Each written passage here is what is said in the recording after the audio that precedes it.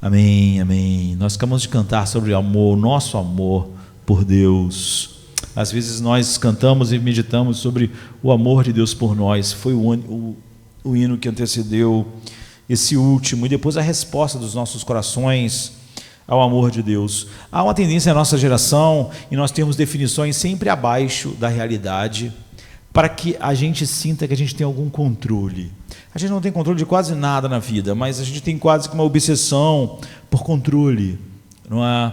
A Bíblia deixa claro, por exemplo, que os seres humanos estão mortos em delitos e pecados, e que ninguém pode ir ao Pai a não ser que Cristo, a não ser que o Pai, ninguém pode ir a Cristo a não ser que o Pai leve ele a Cristo, que o homem em si mesmo está totalmente morto em seus pecados, é um filho da ira, mas toda a definição de salvação foi redefinida diabolicamente, para que tudo dependesse do que o homem faz, ou seja, para que um homem morto fizesse, para um homem que tem a mente inimiga de Deus fizesse. Então, contra toda a verdade bíblica, nós alteramos a verdade bíblica, transformamos ela numa mentira, para dar a ideia de que o homem tem um controle, se ele vai ou não vai estar no céu ou não, ou ser justo ou não, ou enfim. Mas não é só isso que nós diminuímos todas as outras definições para que fique sob o nosso controle. E uma das coisas que a gente redefiniu é o significado de amar a Deus, porque a gente percebe que a gente não está no controle das nossas afeições, que as afeições estão lá, são reais, ou elas não estão lá. E nós não gostamos da ideia de que só o Espírito pode produzir afeições verdadeiras que atestem que verdadeiramente nós somos novas criaturas. Nós queremos que a definição de amor seja algo que eu simplesmente possa decidir fazer. Então eu rebaixo totalmente a definição bíblica de amor e até a definição comum de amor por causa disso. Então, em Mateus 22, a partir do 35, a Bíblia diz assim: um fariseu perguntou a Jesus: mestre, qual é o grande mandamento na lei? E Jesus respondeu: amarás o Senhor teu Deus de todo o teu coração, de toda a tua alma e de todo o teu entendimento. Então, claramente a Bíblia esclarece para nós e define o que era amar a Deus. E claramente essa afeição não é uma questão de decisão. Não é? Então, ele está dizendo que o maior mandamento na Bíblia é amar a Deus, porque na verdade esse é o resumo de todas as coisas. Cada pecado flui de o homem amar alguma coisa mais do que Deus. É por isso que ele está disposto a dar mais glória àquela outra coisa do que a Deus, dar mais peso na sua vida. Não é? Sem isso eu não vou ser feliz, sem isso eu não vou ser pleno, se eu obedecer a Deus aqui eu vou estar perdendo. Então outra coisa tem mais peso, ou seja, tem mais glória na vida do homem. Então Jesus disse que devemos fazer isso não somente com o coração e a alma, mas também com o nosso entendimento. Tal é a definição de como Deus deve ser amado. Agora, o que significa amar a Deus com todo o nosso entendimento? O que significa amar a Deus com todo o teu entendimento? Significa dirigirmos nosso pensamento de certa maneira, guiar nosso pensamento de certa maneira, ou seja, nosso pensar deve ser totalmente engajado, totalmente capturado em fazer tudo o que for possível para despertar, expressar a plenitude de valorizar Deus acima de todas as coisas. Na verdade, para isso nós ganhamos uma mente, e nós precisamos esclarecer isso com 4 pequenas afirmações e em seguida argumentar com base nas palavras de Jesus que nós acabamos de ler. Então, primeiramente, quando a gente fala atividade da mente, como pensar, essa é a atividade primária. Então, amar a Deus com todo entendimento é amá-lo da maneira como você usa a sua mente para pensar. Em segundo lugar, a gente tem essa outra palavra junto, com todo o teu entendimento. Então, amarás a teu Deus de todo o teu entendimento. Então, isso está se referindo ao engajamento total da mente. Nosso pensar deve ser totalmente engajado em expressar todas as formas da beleza de Deus que são amáveis em nossos corações. Em terceiro lugar, a Bíblia define o amar a Deus principalmente como valorizar Deus. Amar a Deus é ter um senso de que Deus tem mais valor do que todas as coisas. Ele tem um peso final, ele realmente tem glória, ou seja, é uma experiência de apreciar, é uma experiência de se deleitar, é uma experiência de admirar, é uma experiência de estimar. E você vê todas essas coisas, estão resumidas, é o tipo de coisa que Paulo expressa sobre Jesus, quando Paulo diz assim em Filipenses 3,8: considero tudo como perda por causa da sublimidade do conhecimento de Cristo Jesus, meu Senhor. Eu considero tudo como perda, ou seja, ele valorizava tanto a Cristo que todo o resto poderia ser perdido, porque era incomparável. Ou seja, tudo que compõe a vida, ar, montanha, mar, pai, mãe, filho, pessoas, considero tudo como perda, os status que ele tinha na sociedade, por causa da sublimidade do conhecimento. Você vê, ele ama a Cristo com todo o seu entendimento. Então, amar a Deus envolve afeições, e também envolve ideias, pensamentos, porque ideias, pensamentos e meditação são cruciais, mas não são o amor. Mas a mente vai estar engajada nessas coisas, em pensar, não só engajada, mas totalmente, não é? Porque com todo o seu entendimento, na meditação que faz a afeição se incendiar ainda mais.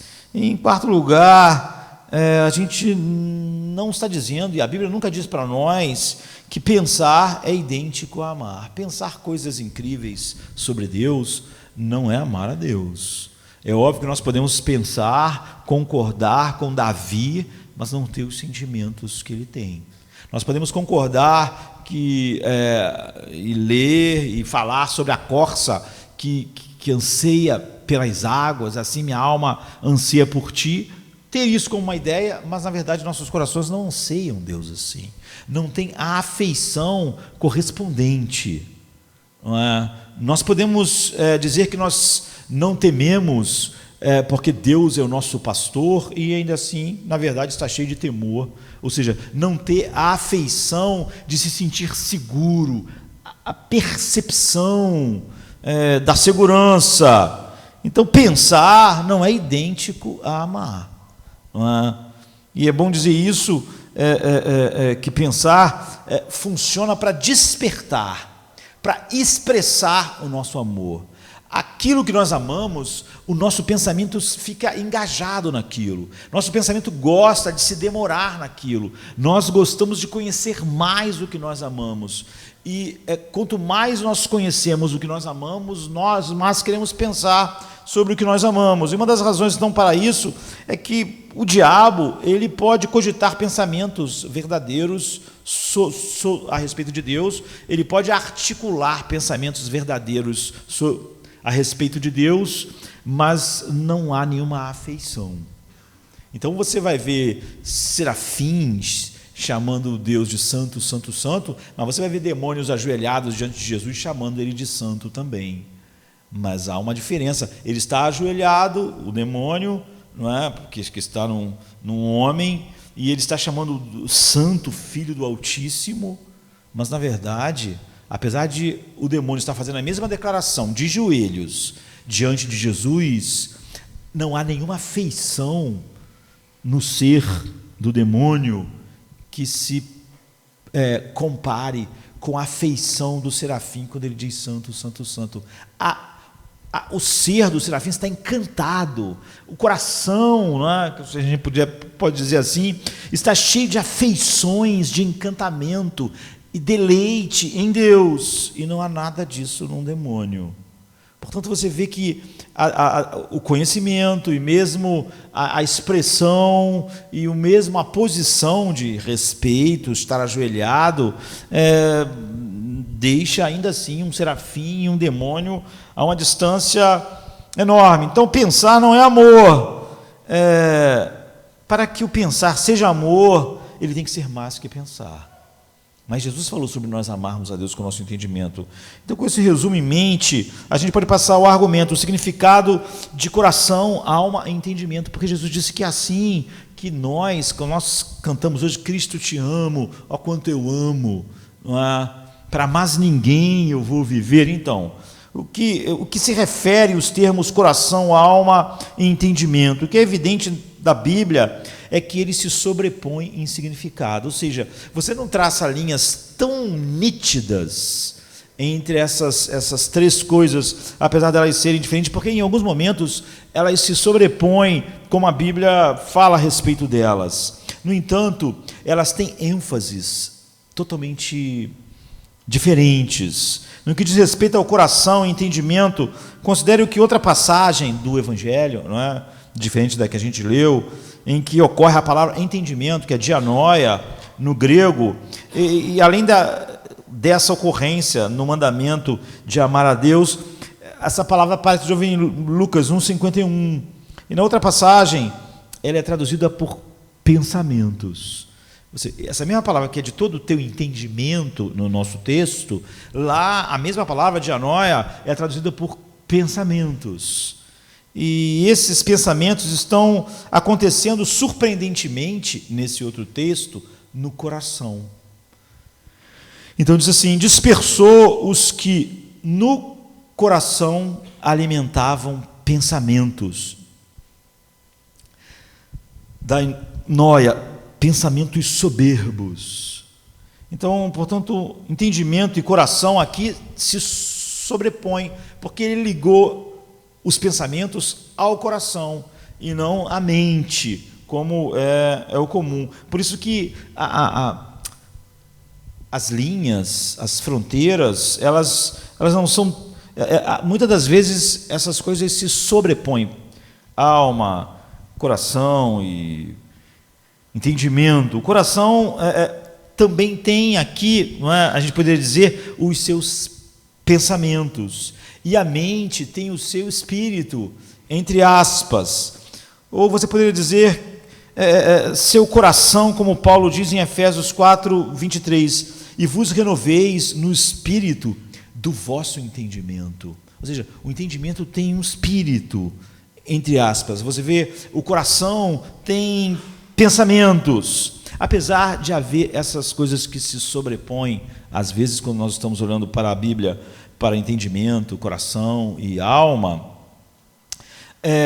a mente e o coração não são idênticos. Eles se sobrepõem nas bordas, eu diria. Não é? Mas eles não são idênticos. No que concerne ao significado de alma, considere o que Jesus disse em Mateus 10, 28. Não temais os que matam o corpo, e não podem matar a alma. Temei antes aquele que pode fazer perecer no inferno tanto a alma quanto o corpo. Isso significa que a alma é a plenitude da vida ou a personalidade à parte do corpo. O corpo pode ser morto, Jesus diz. É o que os homens podem fazer com vocês, mas eles não podem tocar na alma de vocês. Mas a alma continua vivendo. É aqui que há uma separação total, eu já disse isso, entre a alma, do ponto de vista da psicologia, por exemplo, que parece que é o estudo da alma, e quando nós estamos falando sobre alma. Por quê? Porque toda a ideia, todo o arcabouço da psicologia secular foi desenvolvido por homens que são materialistas e ateus. Eles acham que o homem é só processos bioquímicos, é só biologia, que o homem é só átomos. E quando o homem morre, acabou tudo. Tudo, pensamentos, sentimentos, Todas essas coisas eram só uma parte da biologia e da bioquímica do homem, que o homem só tem corpo, não é? Então eles usam a palavra alma de uma maneira totalmente diferente. Jesus está dizendo aqui, cuidado com aquele que pode, não temam aqueles que podem matar o corpo, mas não podem fazer nada na alma. A alma é algo totalmente independente do corpo, não é? Alma, entendimento, pensamento, todas essas coisas são coisas que estão juntas. Então o corpo pode ser morto, mas a alma continua vivendo. Aquilo que o humanismo secular chama de estudo da alma não tem nada a ver com isso. É por isso que as explicações são sempre biológicas, bioquímicas, porque é só um monte de átomos que durante um tempo estão organizados de uma determinada forma e produzindo, não é, por causa da suposta evolução humanista secular, determinadas coisas em nós. Então, isso implica o que Jesus está dizendo aqui, que a alma inclui o coração e a mente. Pois Jesus disse que, embora o corpo possa perecer, a alma é resgatada, o que inclui certamente o coração, a mente, como partes da alma que é resgatado quando o corpo perece. Obrigado.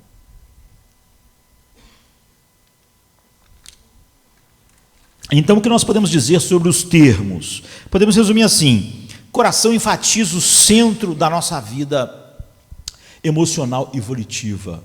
É lá que nascem as afeições, e é lá que nascem as nossas escolhas. É o nosso coração. E esse é o problema do homem. Por isso que Lutero escreveu um livro chamado A Escravidão da Vontade. Por quê? Porque o coração está escravizado. A escravidão não vem de fora. O homem, ele ama o pecado. Ele não é como, apesar de chamar de escravidão, a escravidão é da vontade.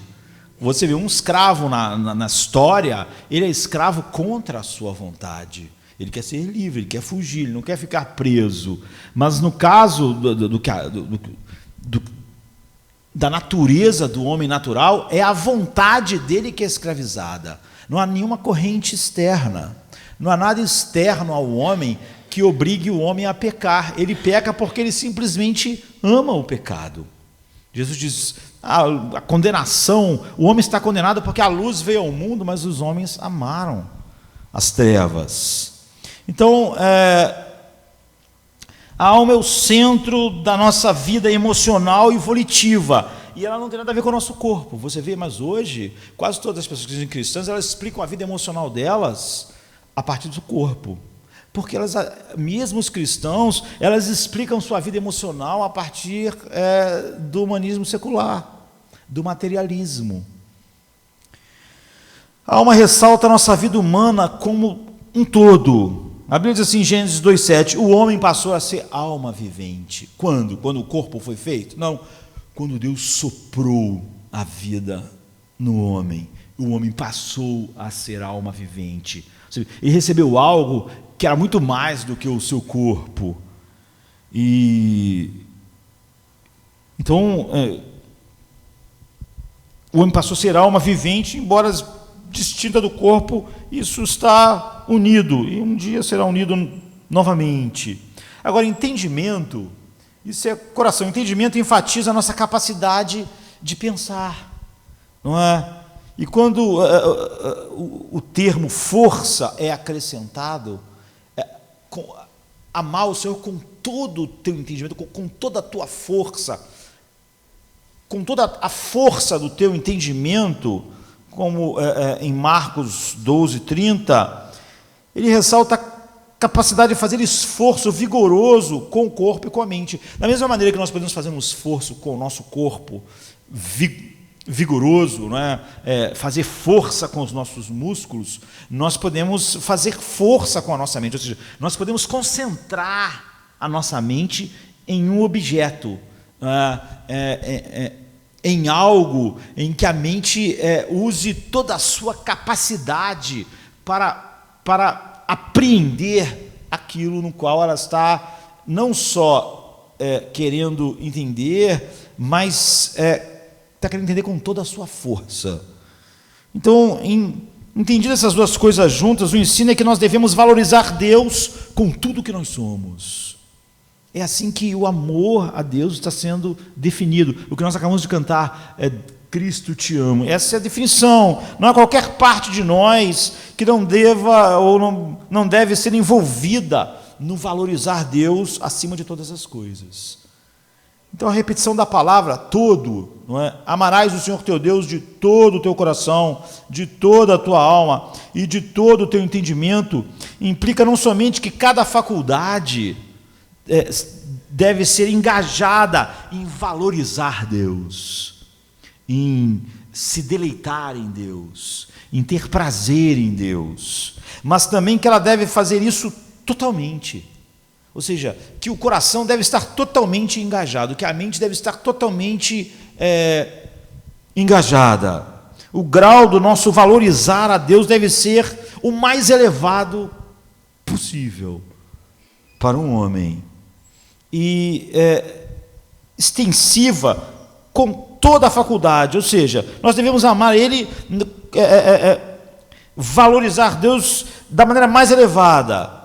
E cada faculdade deve ser exercida na sua extensão final. Então, com toda a faculdade e a intensividade também com toda a faculdade. Nós devemos valorizar a Deus acima de todas as coisas, com tudo que compõe o nosso ser interior. Então, a palavra entendimento, em Mateus 22, 37, se refere àquele aspecto de nosso ser especialmente dedicado a pensar. E amar a Deus com todo o nosso entendimento significa engajar totalmente o nosso pensar para fazer tudo o que puder para despertar e expressar a plenitude do valorizar a Deus, do deleite em Deus acima de todas as coisas. É isso que a gente vê que Davi está fazendo. A mente dele, não só ele valorizava a Deus acima de todas as coisas, mas a mente dele estava totalmente engajada nisso. Então, quando ele vê uma corça morrendo de sede, ele diz: assim a minha alma valoriza a Deus. Olha como esse animal valoriza a água. O que agora distrai ele? Nada. Nós vemos, quando a gente olha esses vídeos na África, como os animais são vulneráveis por causa da água. Não é? As zebras, os antílopes, eles têm que beber, eles podem ficar escondidos dos leões, ficar em alguns lugares, mas os leões, os tigres, enfim, eles sabem que todo mundo tem que beber. E a despeito de correrem perigo de morrer, eles vão beber água. Porque há um suspiro em todos os animais pela água que é mais forte do que o medo de enfrentar a possibilidade da morte, porque não beber água já é a morte. Portanto, vale a pena enfrentar o perigo de beber, mesmo sabendo que os leões, naquele lugar você está vulnerável. Davi, ao olhar para isso, ao olhar para como ele desejava Deus, a mente dele, você estava engajada em pensar, em valorizar Deus, em expressar essa plenitude de valorizar Deus acima de todas as coisas. Então, amar a Deus é valorizar a Deus. E a Bíblia nos dá indícios que são super importantes e também nos dá razões firmes. Então, como a Bíblia define amar a Deus, principalmente como valorizar a Deus. O amor a Deus é mais essencialmente uma experiência das afeições. E como eu disse, as pessoas começaram a diminuir o que é amar a Deus, coisa que elas não fazem nem pelo outro ser porque, na verdade, como o homem olha para si mesmo e não vê nenhum amor a Deus, ele inventa que amar a Deus é obedecê-lo. ou fazer o que ele quer, quando na verdade a Bíblia está o tempo todo dizendo que isso não é verdade, que aquelas pessoas estão louvando a ele, mas o coração delas está longe, que se você der o seu corpo para queimar, mas não tiver amor, aquilo é inútil, porque atos não são o que o amor é. Então o amor é essencialmente uma experiência de afeição, e não pensamento, e não comportamento. Então há pequenos indícios e razões firmes. Os indícios, um dos indícios é que, de acordo com a ordem das palavras, quando Jesus fala aqui para nós, você vê que ele coloca o coração em primeiro lugar. Amarás o Senhor teu Deus de todo o teu coração. Afeições e a volição. Não é? O coração é o centro das afeições e das escolhas. Então, é o que ele coloca em primeiro lugar. Amar o Senhor teu Deus de todo o teu coração, e de toda a tua alma, e de todo o teu entendimento. Isso sugere que a fonte mais profunda do amor a Deus é o coração. Ele está falando sobre coração, alma e entendimento, mas você vê que o centro disso é o coração, que se expressa através de atos da alma e da mente. A mente e a alma ficam sendo os veículos que expressam. Você vê que Davi, talvez melhor que ninguém, expressa com sua mente esse deleite profundo, grande, esses sentimentos dominadores, essas afeições de encanto pela beleza de Deus. Outro indício é que no relato de Lucas sobre o grande mandamento, a preposição que ele usa com a palavra coração é diferente da preposição que ele usa com a palavra entendimento, alma. Então é assim: amarás o Senhor teu Deus de todo o coração. Mas aqui a preposição é ex no original. Depois, de toda a tua alma, a preposição é em.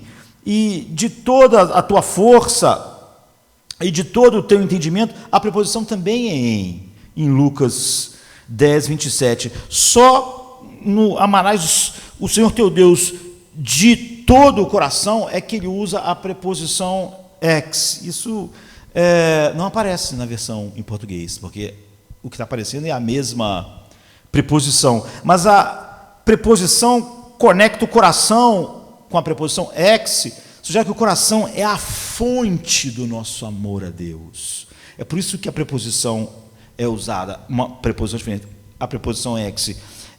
Enquanto que os outros usam a preposição em, usando para alma, força e entendimento, falam que elas são instrumentos desse amor.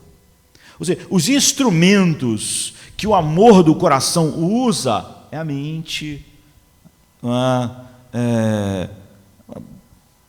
força, entendimento. Isso mostra que, de fato, o amor é primeiramente uma afeição do coração.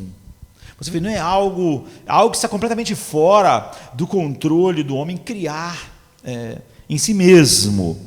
Outro indício é o fato de que Moisés prometeu, conforme Deuteronômio 36, que um dia, ou seja, que a única maneira dos homens terem essa relação verdadeira com Deus era Deus fazer algo em seus corações. E um dia o amor a Deus seria possível.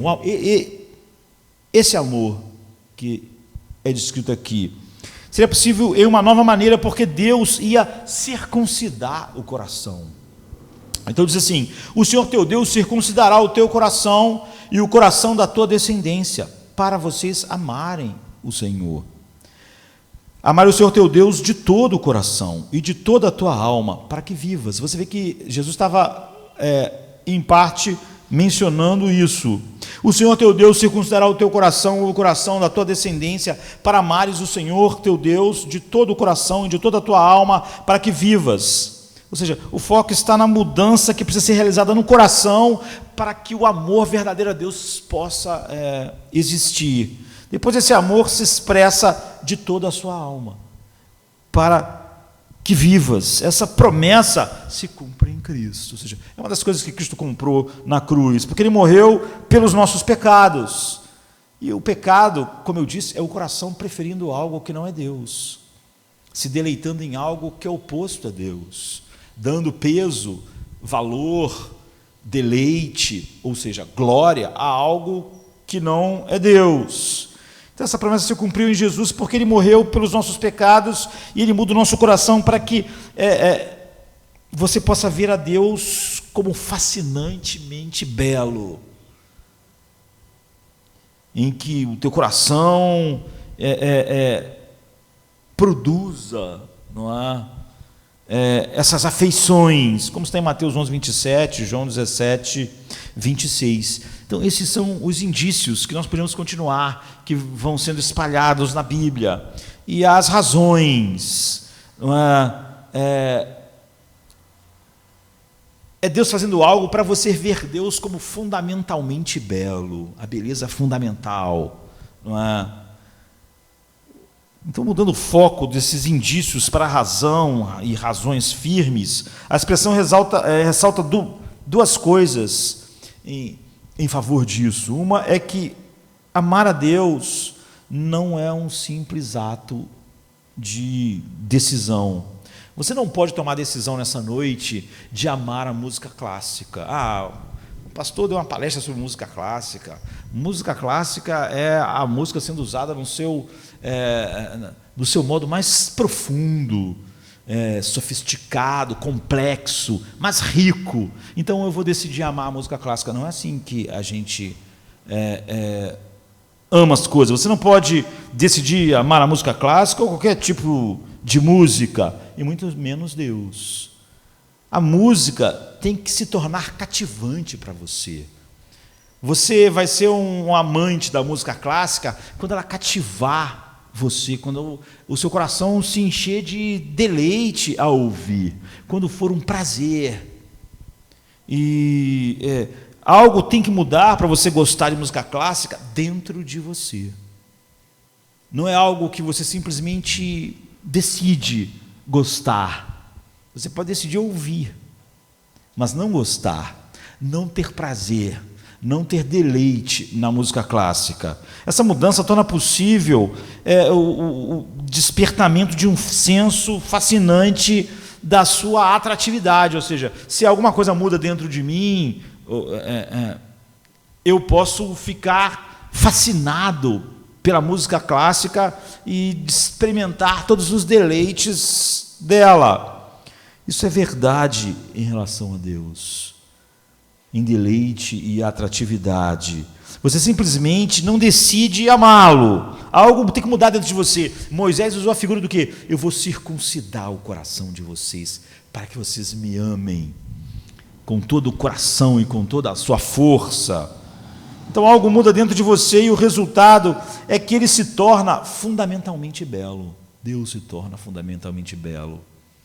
E é esse, por exemplo, tudo quando a gente fala sobre santificação não é sobre a lei, é sobre o poder, como disse um velho pregador de séculos atrás, é o poder expulsivo de um novo afeto.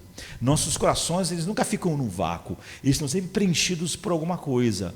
Só pode expulsar o amor ao pecado um amor maior. O dever não expulsa um amor, não expulsa um deleite. Só um deleite maior expulsa outros, não é? Que estão muito abaixo. Então sua glória, sua beleza cativam a nossa admiração e o nosso deleite, e Deus se torna o nosso tesouro supremo, então você o ama. A outra coisa que estou enfatizando com a expressão fascinantemente belo é que o amor a Deus não é, em essência, pensamentos ou comportamento, e sim, como nós vimos, afeição. Por isso, Jonathan Edwards escreveu uma obra enorme chamada Afeições Santas, que são o quê? Delícias, deleite, não são ideias, não são atos. Não é na verdade, eu ia dizer que não era difícil compreender toda a obra de Jonathan Edwards, mas é só você ler. Mas, na verdade, no caso dele, é difícil compreender mesmo lendo, mas não é impossível. Mas os afetos profundos de Jonathan Edwards não são possíveis de você aprender lendo o que ele escreveu. E o que motivou ele a amar a Deus com toda a sua mente, a ponto de ser difícil, porque ele explorou o máximo a mente humana na descrição da beleza e do deleite de Deus. E por isso é tão difícil até compreender. Então Deus é o nosso prazer supremo, nós preferimos Ele acima de tudo, conhecê-lo, vê-lo, estar com Ele, ser como Ele, e é isso que nos leva à santificação. Então há razões firmes para crermos que o amor a Deus é mais essencialmente a experiência das afeições, e não meros pensamentos ou comportamento, não é? E a adoração verdadeira procede exatamente desse coração assim. Por isso Deus disse: eles me adoram, mas o coração deles está longe de mim. Não há adoração verdadeira. Em segundo lugar, então, Jesus diz aos fariseus, quando eles criticaram a liberdade dos discípulos de Jesus, em Marcos 7, 6 e 7, Jesus diz assim: bem profetizou Isaías a respeito de vós, hipócritas.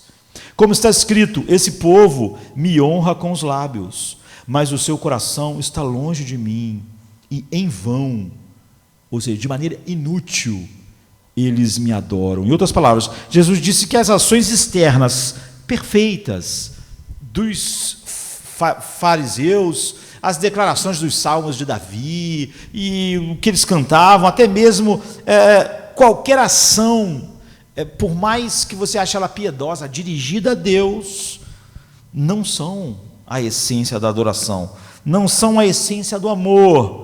O que acontece no coração é que é essencial. Então as atitudes externas serão agradáveis a Deus quando elas fluírem de um coração que valoriza a Deus acima de tudo, que se delicia nele acima de todas as outras coisas.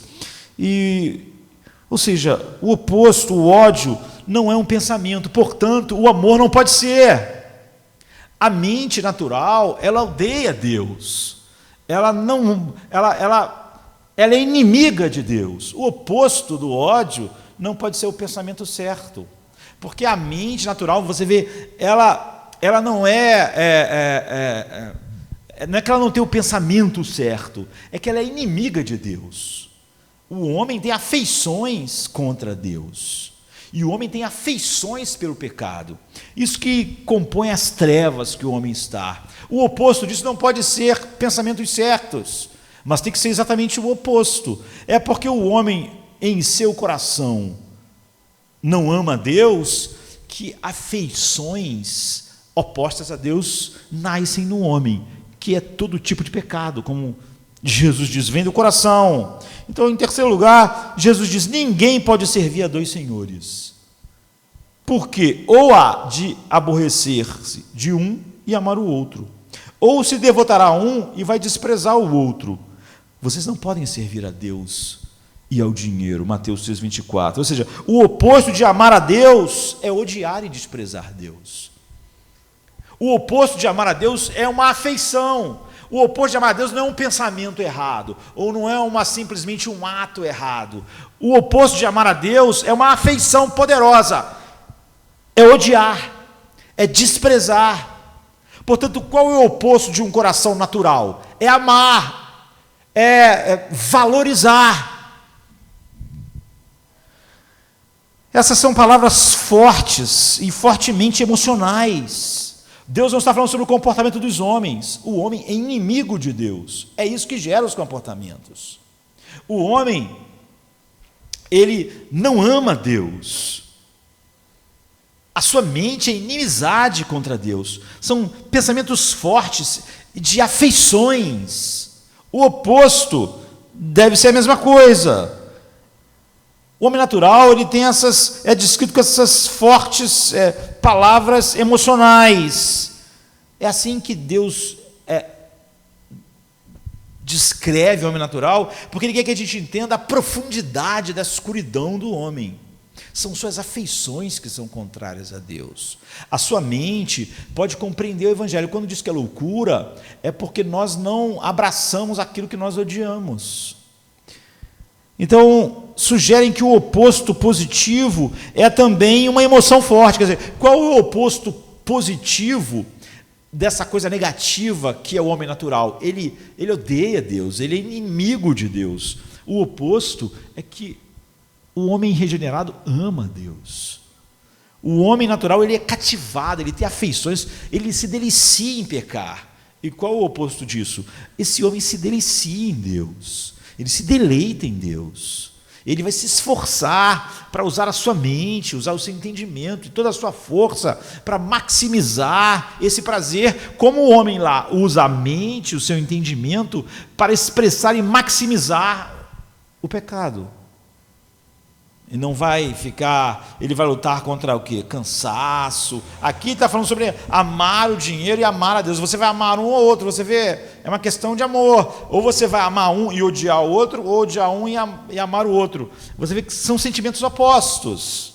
Amar a Deus é uma forte emoção interior, não uma mera ação exterior. Mas alguém pode dizer que servir é a palavra-chave aqui em Mateus 6,24, implica que amor a Deus é servir a Deus, porque ele diz, você vai servir a um ou servir a outro, porque senão você vai odiar um, mas isso não é o que o texto diz. Ele diz que a razão, porque você não pode servir a dois senhores, é porque você vai amar um e odiar o outro. Sabe, o que está por trás do comportamento de servir são paixões. Você não pode servir a Deus e ao dinheiro, porque o que faz o homem servir ao dinheiro é uma paixão, é um amor, é um deleite.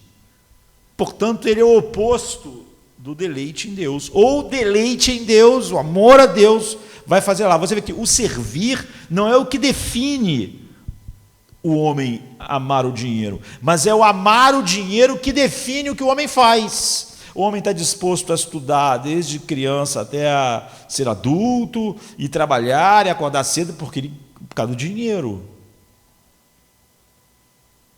E está disposto a outras coisas, né?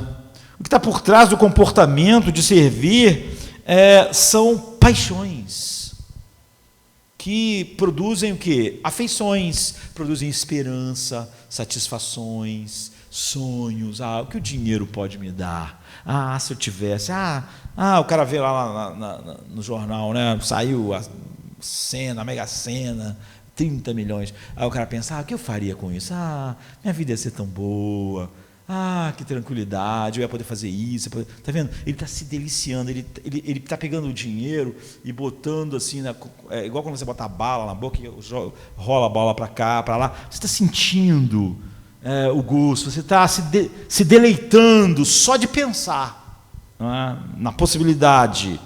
Então, ódio versus amor, devoção versus desprezo. Jesus não iguala amar a Deus como servir a Deus. Amar a Deus é valorizá-lo de uma maneira como as pessoas valorizam o dinheiro.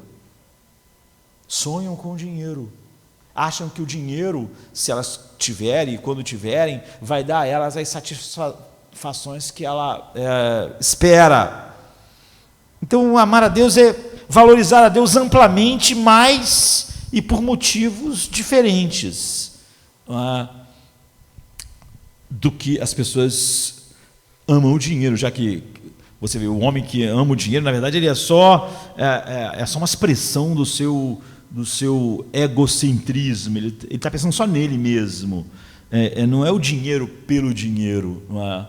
Já quem ama Deus está amando a Deus pela beleza de Deus, pelo valor de Deus, pela glória de Deus. Então, amar a Deus é mais essencialmente valorizar a Deus, apreciá-lo, admirá-lo, desejá-lo, igual homens fazem com o dinheiro, sonhar, imaginar.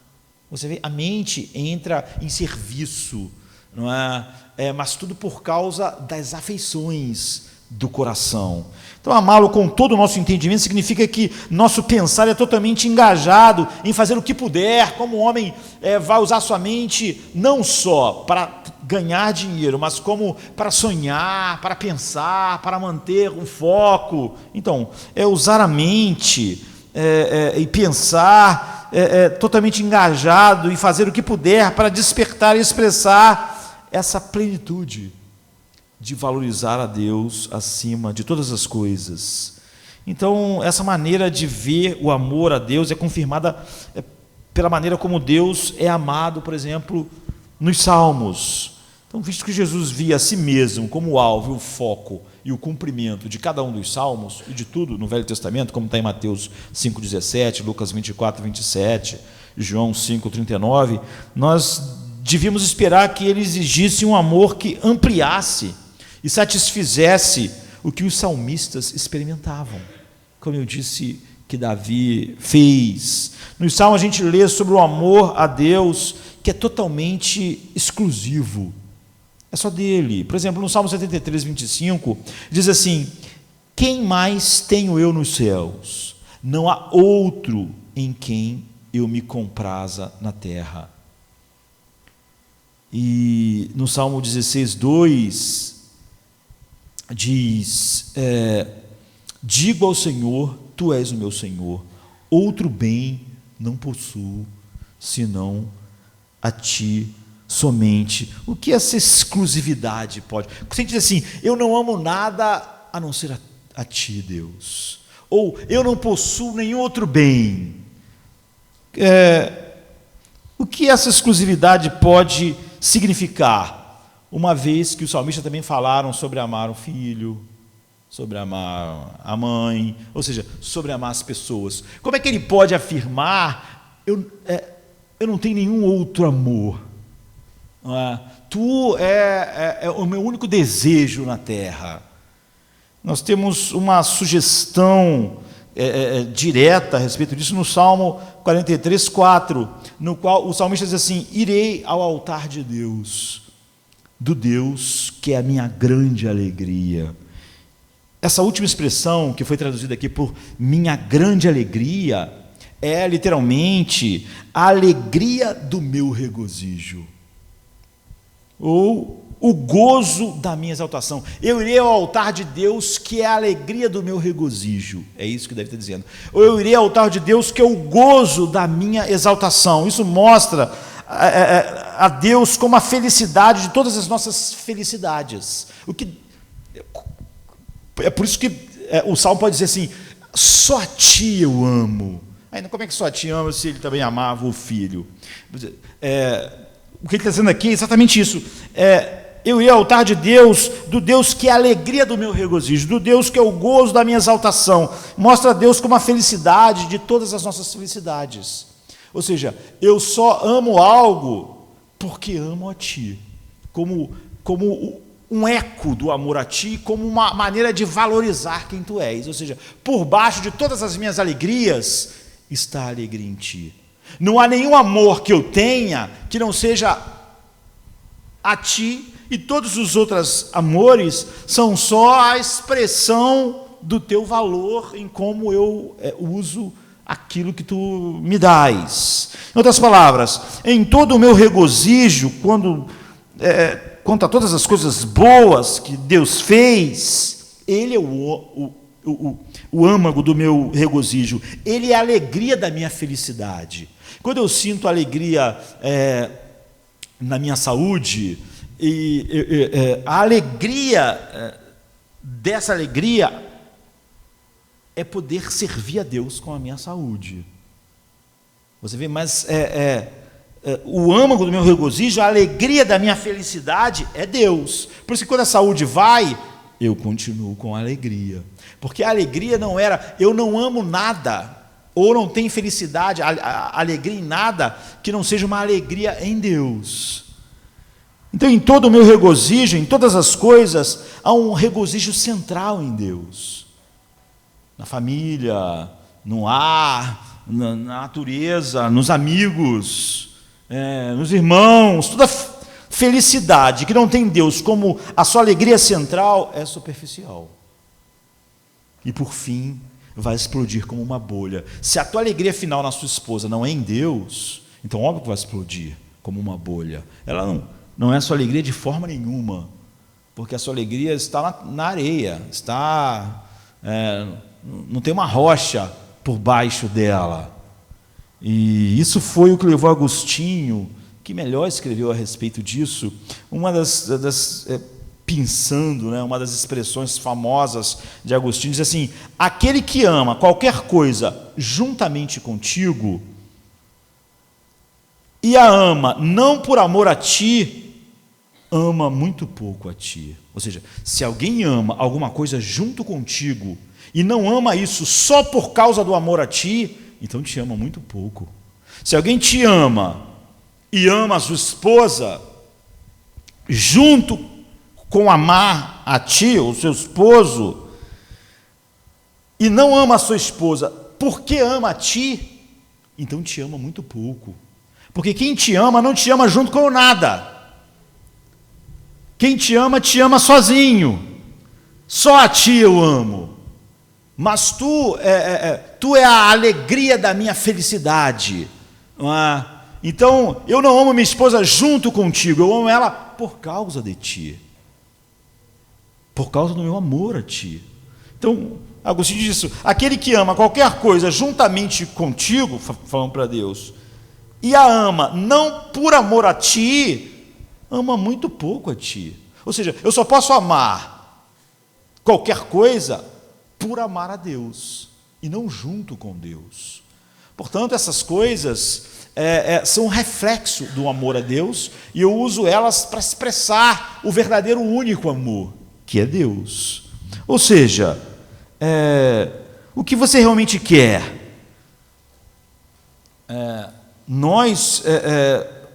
A maior parte das pessoas que estão na igreja nos nossos dias nunca experimentaram essas mudanças que a Bíblia deixa claro a respeito do que é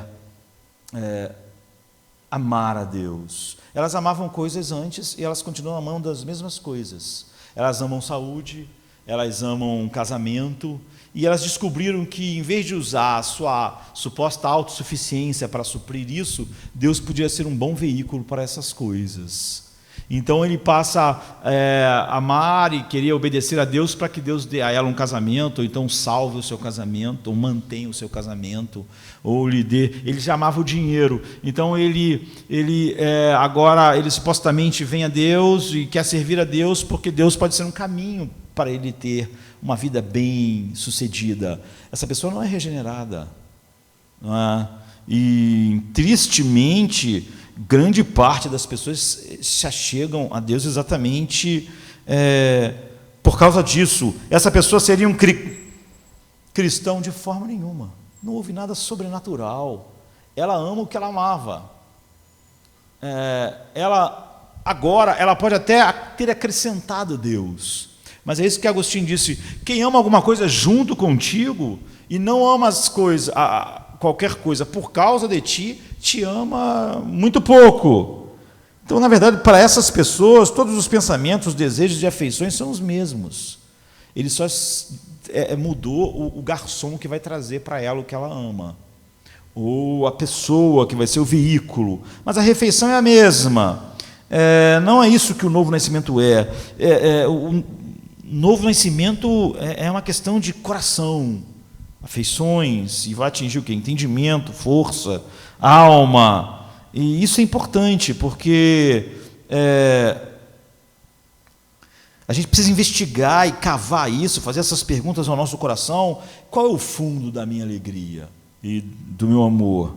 Como quando a gente viu os salmistas dizer: eu iria ao altar de Deus, o Deus que é a minha grande alegria, ou seja, que é a alegria do meu regozijo, que é o gozo da minha exultação. E mostra que a Deus é a felicidade de todas as suas felicidades. Aquelas coisas são só amadas e boas por causa de Deus, e não junto com Deus. E Essa é a única diferença. É melhor nós percebermos essa realidade e pensarmos no presente sobre sermos joio ou trigo, do que simplesmente nos enganarmos. O novo nascimento é o despertar de toda uma nova gama de prazeres, a saber, Cristo em sua glória, em sua comunhão, e se todos os seus desejos permanecem os mesmos, e você está apenas usando Jesus para obtê-los, ou amando Ele junto com Jesus, você não nasceu de novo. Você vê que nós lemos o apóstolo Paulo dizendo: eu tenho por perda todas as coisas por causa de Cristo. Você vê, ele não ama as coisas junto com Cristo. Você vai ver Paulo, ele amava as pessoas, ele amava a vida, ele queria estar livre, mas ele não amava essas coisas junto com Cristo. Tudo isso ele tinha como perda por causa do amor de Cristo. Então, se essa não é verdade sobre você não nasceu de novo, não há nada novo em você, porque a raiz não mudou, e eu estou preocupado com pessoas assim, porque há milhões deles que se dizem cristãos. O que torna uma pessoa nova, o que torna nascida de novo, é que ela se delicie em Deus, e não se delicie em nada junto com Deus, mas agora só ama as coisas por causa do seu amor a Deus, e não ama as coisas junto com Deus. Ele se deleita em Deus, e Deus não é um meio para nada. Assim, finalmente, o resumo do que fiz no início, uma coisa precisa ser esclarecida. A gente falou que a maneira como o pensar se relaciona com amar a Deus é para despertar e expressar o amor. Então, o fogo do amor a Deus precisa de combustível. E o combustível do fogo do amor a Deus entra através das nossas mentes. Aquilo que nós amamos, nós queremos conhecer. Nós queremos expor a nossas mentes aquilo que nós amamos. E o fogo do amor a Deus impele os motores do pensamento. Ou seja, quando você ama a Deus, os motores da sua mente começam a pensar em Deus.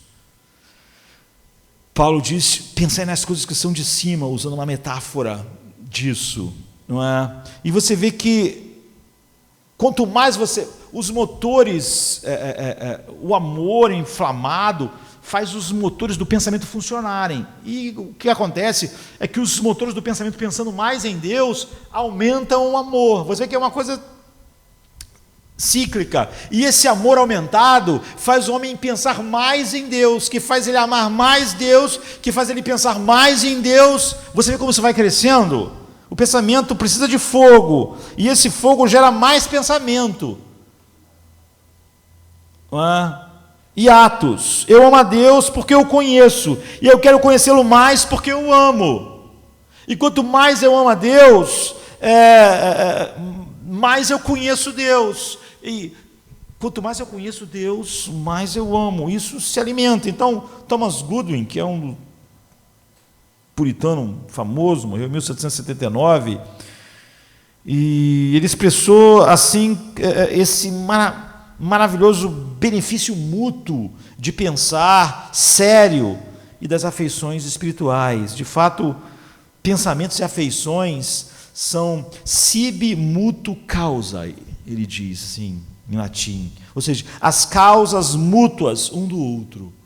Então o Salmo 39:3 expressa isso bem quando diz assim: enquanto eu meditava, ateou-se o fogo. Ou em outra versão, meu coração ardia no meu peito, enquanto eu meditava, o fogo aumentava. Ou seja, o amor ardia em meu peito, aí eu meditava sobre Deus, que é o que esse amor fazia, e aí o fogo aumentava,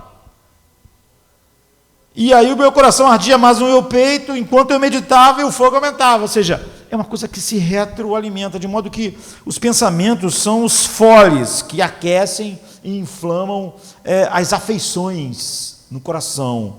E se essas são inflamadas, elas fazem os nossos pensamentos ferverem.